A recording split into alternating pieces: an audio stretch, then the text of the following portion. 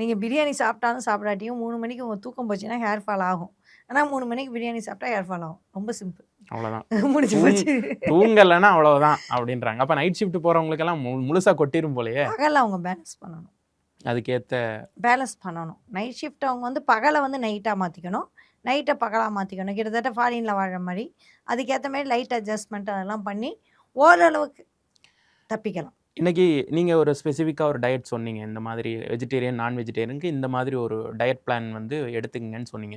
இப்போ வந்து இந்த சுகர் கட் பண்ணுறாங்க இல்லையா? இப்போ இந்த சுகர் கட் பண்ணுறதுனால இதில் ஏதாவது இம்ப்ரூவ்மெண்ட் இருக்குமா? 100% இம்ப்ரூவ்மெண்ட் இருக்கும். சுகரை கம்ப்ளீட்டாக கட் பண்ணி பாருங்கள், ஹேர் ஃபால் அவ்வளோ வரும். ஹேர் ஃபால் அவ்வளோ கம்மியாகும். ஏன் அப்படின்னா தண்ணி நிறையா குடிச்சு சுகரையும் நீங்கள் கட் பண்ணால் அதுவே பாதி ட்ரீட்மெண்ட். உங்களுக்கு இப்போ ஆக்னி பாருங்களேன், சுகரை கட் பண்ணிவிட்டு நிறையா தண்ணி குடிச்சிங்கன்னா ஆக்னியில் 50% போயிடும். அது ஏன் அப்படின்னா உங்கள் ஸ்கின் இம்ப்ரூவ் ஆகும். அதேமாரி உங்களோட இந்த ஸ்கேல்ப் ஸ்கின் இம்ப்ரூவ் ஆகும், ஹெல்த்தியாக மாறும். உங்களுக்கு ஹெல்த்தியாக மாற மாற உங்களுக்கு முடி வளரும். அவ்வளோதானே. ஃபாலிக்கல் டேமேஜ் ஆனால் தானே உங்களுக்கு டெலோஜனில் புது முடி வளராது. டேமேஜ் ஆகாமல் பார்த்துக்கிட்டாலே இருக்க முடிய காப்பாற்றிடலாமே. நம்ம இப்போ பேசுறது ஹேர் வளர போகிறதுக்கு நம்ம கேட்குறோம். முடியை பத்திரமா காப்பாற்றி, நீங்கள் இப்போ என்ன கேட்குறீங்க? பத்திரமா காப்பாற்றணும்னு கேட்குறீங்க. இருக்கிற முடியை காப்பாற்றணுன்னா சுகர். அப்புறம் சுகருக்கு வந்து கட் மைக்ரோபயமை பயங்கரமாக தாக்குற ஒரு விஷயம் இருக்குது.